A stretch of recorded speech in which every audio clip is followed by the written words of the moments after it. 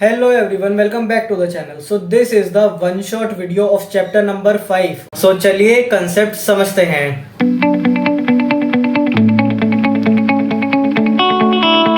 तो सबसे पहले हम बात करते हैं ऑर्गेनाइजिंग के मीनिंग के बारे में. सो इसका मीनिंग क्या होगा? Arranging everything in orderly form and making most efficient use of resources. मतलब कि सारा का सारा सामान, सारे लोग, सारे रॉ मटेरियल, सब चीजें अपनी अपनी प्लेस पर होनी चाहिए. कोई भी चीज हमारी डिसऑर्गेनाइज नहीं होनी चाहिए. मतलब कि सारी चीजों को हमें उनकी अपनी जगह पर रखना होगा. अब ऑर्गेनाइजिंग के सबसे पहले इंपॉर्टेंस को देख लेते हैं. सो इंपॉर्टेंस ऑफ ऑर्गेनाइजिंग के टोटल 6 पॉइंट्स को हम पढ़ेंगे. इसमें सबसे पहला पॉइंट आता है बेनिफिट इन स्पेशलाइजेशन. स्पेशलाइजेशन का मतलब क्या होता है? फॉर एग्जांपल किसी पर्सन को हमने कोई काम दिया है कि उसे पैकिंग का काम करना है, तो वो पर्सन पैकिंग कर करके उसमें क्या हो जाएगा? स्पेशलाइज्ड हो जाएगा, मतलब कि एक्सपर्ट हो जाएगा. अब चलते हैं इसके सेकंड पॉइंट की तरफ. सो सेकंड पॉइंट का नेम है क्लैरिटी इन वर्किंग रिलेशनशिप. मतलब जब हमने किसी पर्सन को कोई काम असाइन कर दिया, सो वो पर्सन का काम बस उतना ही रहेगा, किसी और पर्सन को इंटरफेयर करने की जरूरत नहीं होगी. इसका मतलब क्या हो गया? क्लैरिटी हो गई वर्किंग रिलेशनशिप्स के अंदर कि कौन किसका सुपीरियर है, कौन किसका सबऑर्डिनेट. सुपीरियर कौन होता है? बॉस. और सबऑर्डिनेट कौन होता है? उसका एम्प्लॉय. तो हम लोगों ने पहले से डिफाइन कर दिया कि भाई तुम्हारे इस डिपार्टमेंट का जो बॉस है वो ये पर्सन है, इस डिपार्टमेंट का बॉस जो है वो ये पर्सन है. सो हम लोगों ने क्लैरिटी लिया है वर्किंग रिलेशनशिप्स के अंदर. अब इसका नेक्स्ट पॉइंट आता है ऑप्टिमम यूटिलाइजेशन ऑफ रिसोर्सेज. जो हमारी रिसोर्सेज है, जैसे कि हमारी ह्यूमन भी एक रिसोर्स है, और हम लोग यहाँ पर क्या कर रहे हैं? अरेंज कर रहे हैं एवरीथिंग को. तो जो ह्यूमन है हमने यहाँ पर उसे भी असाइंड कर दिया सारा काम, और हमने डेजिग्नेशंस भी दे दिए सब लोगों को. तो यहाँ पर इसकी वजह से क्या होगा? सही यूज हो रहा होगा हमारी रिसोर्सेज का. सो फोर्थ पॉइंट का नाम है एडॉप्शन टू चेंज. इसका मतलब क्या हो गया? अगर जो हमें ऑर्गेनाइजेशन में कोई भी चेंज लेकर आना है, तो हम लोग बहुत तेजी से चेंज लेकर आ सकते हैं, बिकॉज हम लोगों ने ऑर्गेनाइजिंग को परफॉर्म करा हुआ. ऑर्गेनाइजिंग के अंदर हमने क्या करा होगा? डेजिग्नेशंस दे दी होंगी लोगों को. हम लोगों ने क्या बोला कि भाई इस डिपार्टमेंट का बॉस ये है. अगर जो प्रोडक्शन डिपार्टमेंट से रिलेटेड कोई बात है वो हमें सब लोगों तक पहुंचानी है, तो हम लोग क्या करेंगे? प्रोडक्शन डिपार्टमेंट के हेड को इंटीमेट कर देंगे कि आप लोगों को ये काम करना होगा. उसके बाद जो प्रोडक्शन मैनेजर है वो इस बात को पहुंचाएगा आगे सभी मेंबर्स के साथ, वहां पर जितने भी एम्प्लॉयज और वर्कर्स काम कर रहे होंगे.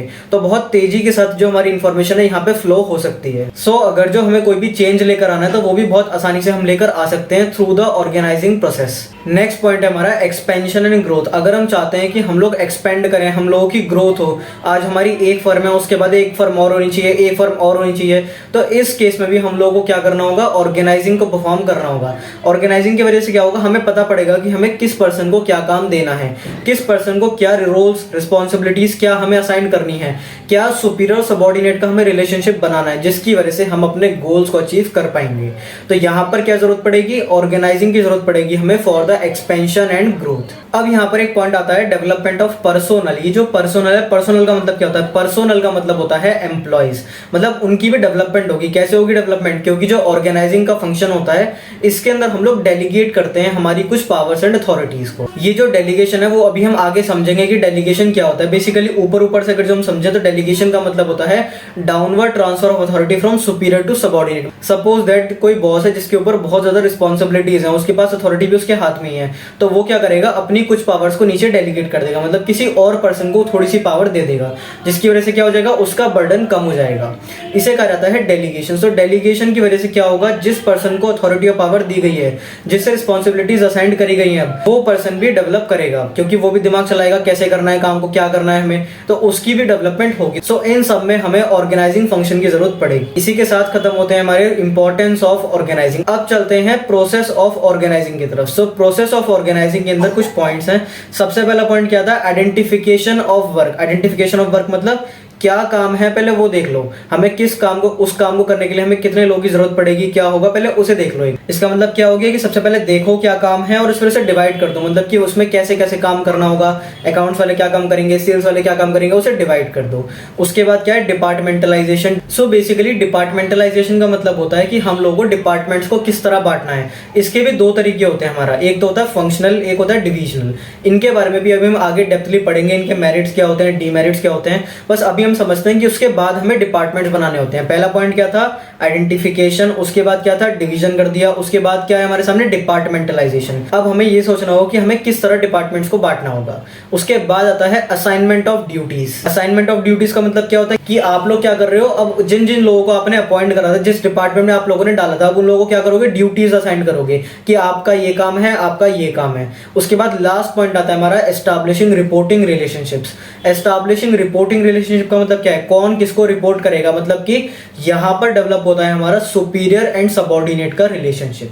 सुपीरियर कौन होता है, बॉस होता है, और सबऑर्डिनेट कौन होता है, उसके एम्प्लॉयज होते हैं। तो कौन पर्सन किसको रिपोर्टिंग करेगा, मतलब सबऑर्डिनेट्स किसको रिपोर्टिंग करेंगे, कौन होगा सुपीरियर, वो हम एस्टैब्लिश करते हैं इस पॉइंट में, एस्टैब्लिशिंग रिपोर्टिंग रिलेशनशिप। मतलब क्या होगा, सुपीरियर एंड सबऑर्डिनेट का रिलेशनशिप यहाँ पे आपका डेवलप होगा। सो यही हमारे 4 पॉइंट्स होते हैं प्रोसेस ऑफ ऑर्गेनाइजिंग के। First point identification and division of work, second point departmentalisation, third point assignment of duties, and fourth point है एस्टैब्लिशिंग रिपोर्टिंग रिलेशनशिप्स। इसी के साथ हमारा खत्म होता है ऑर्गेनाइजिंग का प्रोसेस। अब चलते हैं अगले कंसेप्ट की तरफ जिसका नेम है ऑर्गेनाइजेशनल स्ट्रक्चर। अब ये ऑर्गेनाइजेशनल स्ट्रक्चर क्या होता है, बेसिकली ये एक नेटवर्क होता है जॉब पोजीशंस का, रोल्स का, रिस्पॉन्सिबिलिटीज का, ड्यूटीज का, ये सारी की सारी चीजें जो हमने डिफरेंट लेवल्स पर असाइन कर रखी हैं। 3 लेवल होते हैं हमारे, टॉप, मिडल एंड लोअर। इन तीनों लेवल्स पे हमने जिन जिन लोगों को जो जो काम हमने असाइंड करा हो, सारी की सारी रोल्स, रिस्पॉन्सिबिलिटीज, ड्यूटीज, डेजिग्नेशंस, इन सब की वजह से ही क्रिएट हो पाता है क्या, ऑर्गेनाइजेशनल स्ट्रक्चर। अगर इसकी डेफिनेशन की बात करें तो ये नेटवर्क होता है जॉब पोजीशंस का, रोल्स का, रिस्पॉन्सिबिलिटीज का, ड्यूटीज का, इन सब का। इसके अंदर हम लोग इंपॉर्टेंस को भी पढ़ते हैं, इंपॉर्टेंस ऑफ ऑर्गेनाइजेशनल स्ट्रक्चर क्या होती है। अगर जो हमें अपने बिजनेस के ऑपरेशंस को अच्छे से इफेक्टिवली परफॉर्म करना है तो यहाँ पर ऑर्गेनाइजेशनल स्ट्रक्चर का बनाना बहुत जरूरी है। अगर जो हमारा स्ट्रक्चर बहुत ज्यादा क्लियर है तो हमें पता पड़ जाएगा कि किस पर्सन को क्या रोल्स एंड रिस्पॉन्सिबिलिटीज दी गई हैं, क्या डेजिग्नेशंस हैं किसकी, कौन किसका सुपीरियर है, कौन किसका सबऑर्डिनेट। अब चलते हैं इसके नेक्स्ट पॉइंट की तरफ। तो इसके अंदर बताया हुआ ये क्लियरली डिफाइन कर देता है लेवल्स ऑफ मैनेजमेंट को, कि टॉप लेवल पे कौन लोग हैं, मिडिल लेवल पे कौन लोग हैं, लोअर लेवल पे कौन लोग हैं, ये उन्हें डिफाइन कर देता है। इसी के साथ फिनिश होता है यहाँ पे ऑर्गेनाइजेशनल स्ट्रक्चर। इसके अंदर एक पॉइंट और है जैसे कहते हैं span of management. Span of management का मतलब होता है कि एक सुपीरियर कितने सबऑर्डिनेट्स को मैनेज कर सकता है, उसे कहा जाता है स्पैन ऑफ मैनेजमेंट। ये 1 नंबर में आ सकता है एग्जाम में कि स्पैन ऑफ मैनेजमेंट का क्या मतलब होता है। इसकी जो डेफिनेशन है वो डेफिनेशन रहेगी, हाउ मेनी सबऑर्डिनेट्स और employees can be effectively managed by one superior. इसका मतलब क्या होता है कि कितने लोग जो हैं एक सुपीरियर के अंडर में काम करेंगे, या फिर आप ऐसा भी समझ सकते हो कि एक सुपीरियर कितने सारे एम्प्लॉयज को, कितने सबऑर्डिनेट्स को मैनेज कर सकता है, इसे कहा जाता है स्पैन ऑफ मैनेजमेंट। अब हम बात करते हैं टाइप्स ऑफ ऑर्गेनाइजेशनल स्ट्रक्चर के बारे में। तो इसके 2 टाइप्स होते हैं, functional and divisional.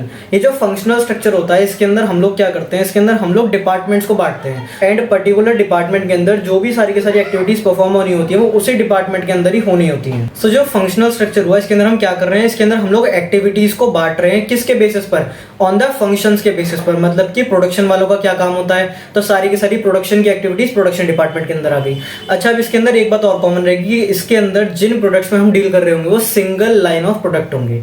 Single line of product का मतलब क्या होता है, अगर जो हमारी कोई फर्म है तो हम लोग सिर्फ क्या बनाते हैं, शैम्पू बनाते हैं या सिर्फ सोप बनाते हैं, इनमें से हम कोई एक ही प्रोडक्ट को बनाते होंगे, इसे कहा जाता है फंक्शनल स्ट्रक्चर। अब इसी फंक्शनल स्ट्रक्चर के कुछ मेरिट्स हैं एंड कुछ डीमेरिट्स हैं। अब चलते हैं इसके नेक्स्ट पार्ट की तरफ जिसका नेम है डिविजनल स्ट्रक्चर। डिविजनल स्ट्रक्चर का मतलब क्या होता है, अब की बार हम लोग डील कर रहे होंगे more than 1 line of product में। मतलब कि जो हमारी कंपनी है वो शैम्पू भी बनाती है, वो सोप भी बनाती है, वो डिटर्जेंट भी बनाती है, वो more than 1 line of product में डील करती है, इसे कहा जाता है डिविजनल स्ट्रक्चर। यहाँ पर क्या होगा, फॉर एग्जाम्पल जिस जगह पे हमारा सोप बनता है तो उसी जगह पर उसी बिल्डिंग के अंदर हमारा प्रोडक्शन का भी डिपार्टमेंट होगा, फाइनेंस का भी होगा, अकाउंटिंग का भी होगा, सोप के अंदर ही होंगे सारे। और दूसरी तरफ अगर जो हम पकड़े डिटर्जेंट का या फिर शैम्पू ले लेते हैं, जो हमारा प्रोडक्ट ऑफ लाइन है शैम्पू, उसके अंदर ही प्रोडक्शन डिपार्टमेंट भी अलग होगा अपना। सो डिविजनल स्ट्रक्चर में बेसिकली क्या होता है कि हम लोग डील कर रहे होते हैं more than 1 line of product के अंदर। फॉर एग्जाम्पल अगर हम सिर्फ सोप बना के बेचते हैं तो हम लोग सिंगल लाइन ऑफ प्रोडक्ट में डील करते हैं। अगर हम सोप के साथ साथ शैम्पू भी बनाते हैं, डिटर्जेंट्स भी बनाते हैं, इसका मतलब ये हो गया कि हम लोग more than 1 line of product में डील करते हैं। तो यहाँ पर बात करी जाती है more than one line of product की, कि अगर जो हमारे सामने एक से ज्यादा प्रोडक्ट लाइन है तो उसके अंदर सेपरेटली डिपार्टमेंट्स होंगे, सेपरेट फंक्शंस होंगे। कहने का मतलब ये है कि सोप के अंदर भी प्रोडक्शन डिपार्टमेंट होगा और शैम्पू के अंदर भी हो गया, दोनों के अलग अलग होंगे। उसके बाद क्या बोला हुआ है, फॉर एग्जांपल सोप के अंदर अकाउंट्स का डिपार्टमेंट है तो वही अकाउंट्स का डिपार्टमेंट जो है शैम्पू के अंदर भी होगा। सो यहाँ पर बात करी जाती है more than one line of product की। इसे कहा जाता है डिविजनल स्ट्रक्चर। फंक्शनल और इसके अंदर फर्क क्या हो गया, तो फंक्शनल स्ट्रक्चर के अंदर बात करी जाती थी सिंगल लाइन ऑफ प्रोडक्ट के बारे में, और यहाँ पर बात करी जाती है more than one line of product के बारे में। वहां पर सिर्फ हम एक्टिविटीज को डिवाइड करते हैं on the basis of functions और डिपार्टमेंट्स के बेसिस पर। यहाँ पर क्या होता है, यहाँ पर हमारे सामने एक से ज्यादा प्रोडक्ट लाइन होती है, और जब हमारी ऑर्गेनाइजेशन बहुत लार्ज इन साइज की होती है उस टाइम पे हम लोगों को ऑप्ट करना होता है डिविजनल स्ट्रक्चर। अब ये डिविजनल स्ट्रक्चर के कुछ मेरिट्स हैं, कुछ डीमेरिट्स हैं, जो कि आपकी बुक्स में गिवन है, आप उन्हें नॉर्मली पढ़ सकते हैं। अब बात करते हैं एक और कंसेप्ट की तरफ जिसका नेम है फॉर्मल एंड इनफॉर्मल ऑर्गेनाइजेशन। अब ये जो फॉर्मल ऑर्गेनाइजेशन होती है इसके अंदर बात करी जाती है काम टू काम। यहाँ पर कोई भी चिट चैट्स नहीं होंगी कि आप लोग अपने घर की बातें कर रहे हो, आप लोग अपने दोस्तों की बातें कर रहे हो, पार्टीज की बातें कर रहे हो, ये सब चीजें नहीं होंगी। फॉर्मल ऑर्गेनाइजेशन में सिस्टम को क्रिएट करने के बारे में बोला जाता है और हम लोग बात करेंगे सिर्फ काम टू काम, काम के अलावा कोई बात नहीं होगी। इसे कहते हैं फॉर्मल ऑर्गेनाइजेशन। इनफॉर्मल क्या होती है, इसका जस्ट रिवर्स। मतलब इनफॉर्मल के अंदर क्या होगा, इनफॉर्मल ऑर्गेनाइजेशन के अंदर हम लोग बातें ही करेंगे, सारी की सारी चिट चैट्स, घूमने फिरने की, दोस्तों से रिलेटेड बातें, काम को छोड़कर सारी बातें आ जाती हैं इनफॉर्मल ऑर्गेनाइजेशन। सो इसे क्या कहा जाता है, इसे कहा जाता है network of social and friendly groups. अगर जो बनाए जा रहे हैं उनके बीच में बातें हो रही हैं तो इसका आंसर हो जाएगा आपका इनफॉर्मल ऑर्गेनाइजेशन। अगर जो कोई भी केस स्टडी बनती है और उस केस स्टडी के अंदर बोला जाता है कि बहुत एक ऐसी ऑर्गेनाइजेशन है जहां पर सिर्फ काम टू काम बातें होती हैं, कोई और बातें नहीं होती हैं, कोई भी फ्रेंडली रिलेशंस मेंटेन नहीं होते हैं, तो आंसर हो जाएगा फॉर्मल ऑर्गेनाइजेशन। और अगर जो बात करी जा रही है कि वहां पर बहुत ज्यादा चिट चैट्स भी होती हैं, लंच ब्रेक पे बातें होती हैं, तो उसे कहा जाता है इनफॉर्मल ऑर्गेनाइजेशन, जहां पर काम से रिलेटेड कोई बात नहीं होगी, वर्क रिलेटेड बात नहीं होगी, बात होंगी अपनी गॉसिप से रिलेटेड, कुछ ना कुछ गॉसिप्स हो रही होंगी। इसे कहा जाता है इनफॉर्मल ऑर्गेनाइजेशन। और यहाँ पर सबसे ज्यादा र्यूमर्स भी फैलने के चांसेस होते हैं। सेम जैसे हमारा डिविजनल स्ट्रक्चर और फंक्शनल स्ट्रक्चर था, उसके मेरिट्स एंड डिमेरिट्स थे, उसी तरह इस कंसेप्ट में भी मेरिट्स एंड डिमेरिट्स दे रखे हैं। उसके बाद सेम फंक्शनल और डिविजनल की तरह भी इसके अंदर एक टेबल दे रखी है जिसके अंदर बता रखा है फॉर्मल एंड इनफॉर्मल ऑर्गेनाइजेशन में क्या फर्क होता है। सो अब सबसे पहले बात करते हैं डेलीगेशन एंड डिसेंट्रलाइजेशन में से सबसे पहले डेलीगेशन के बारे में। सो डेलीगेशन का क्या मतलब होता है, डेलीगेशन का मतलब होता है downward transfer of authority from superior to subordinate. मतलब जो पर्सन अभी सुपीरियर वाली पोस्ट पे, मतलब जो बॉस है, उसके पास बहुत ज्यादा पावर एंड अथॉरिटी है, वो थोड़ी सी पावर अपनी डिस्ट्रीब्यूट कर देगा नीचे वाले लेवल पे, मतलब अपने से जस्ट नीचे वाले पर्सन को। इसे कहा जाता है पावर को, अथॉरिटी को डेलीगेट कर देना। इसी को कहते हैं डेलीगेशन। अब डेलीगेशन के कुछ प्रोसेस एंड एलिमेंट्स भी होते हैं, authority, responsibility and accountability. Authority का मतलब क्या होता है, power to take decision. Responsibility का क्या मतलब होता है, जो भी काम असाइंड करा हुआ है तो वो रिस्पॉन्सिबिलिटी है, वो समय पर पूरा हो जाना चाहिए। और अकाउंटेबिलिटी कहते हैं आंसरेबल, मतलब जवाबदारी किसकी बनेगी। अगर जो कोई टास्क दिया गया था वो टास्क कंप्लीट नहीं हो पाता है, फेल हो जाता है, तो अब जवाबदारी किसकी बनेगी, मतलब हु इज द आंसरेबल, कौन आंसर करेगा या फिर जवाबदारी किसकी बनेगी, इसे कहते हैं अकाउंटेबिलिटी। तो अथॉरिटी का मतलब क्या होता है, किसके पास कितनी पावर है। रिस्पॉन्सिबिलिटी का मतलब होता है कि जिस पर्सन को जो भी रिस्पॉन्सिबिलिटी, जो भी काम सौंपा गया है वो उसे समय पर पूरा करेगा। एंड अकाउंटेबिलिटी का मतलब होता है आंसरेबल, कि जिसे काम सौंपा गया था वो ही पर्सन आंसरेबल होगा। वो किसी को ब्लेम नहीं कर सकता है कि मेरी गलती नहीं है, इसकी वजह से ऐसा हुआ, ऐसा कुछ भी नहीं सुना जाएगा। जिसे जो काम सौंपा गया था वो ही आंसरेबल होगा अपने बॉस को, कि हाँ मेरी वजह से, मेरी गलती की वजह से ये काम नहीं हो पाया। इसे कहते हैं अकाउंटेबिलिटी। सो अब बात करते हैं इंपॉर्टेंस ऑफ डेलीगेशन के बारे में। इसकी क्या क्या इंपॉर्टेंस होती है, क्या जरूरत है डेलीगेशन की हमें। फर्स्ट पॉइंट आता है इफेक्टिव मैनेजमेंट। अगर हमें अपनी मैनेजमेंट को अच्छे से करना है तो हमें डेलीगेशन करना पड़ेगा, मतलब कि हमें कुछ अपनी अथॉरिटी को, पावर को लूज करना पड़ेगा और अपने से जस्ट नीचे वाले को वो अथॉरिटी को डेलीगेट करना होगा।